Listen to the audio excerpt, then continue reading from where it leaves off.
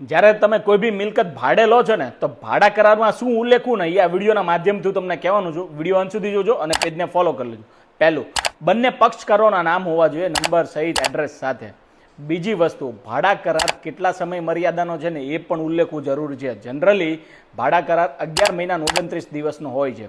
બીજી વસ્તુ, કેટલી ડિપોઝિટ આપો, કેટલી રકમ આપવો જોઈએ, એ બધી જ વસ્તુ એમાં ઉલ્લેખવી જરૂરી છે કે તમે રોકડથી આપો કે ચેક થ્રુ આપો છો કે જીપેથી આપો, બધી જ વસ્તુ એમાં ઉલ્લેખવી કરવી જોઈએ.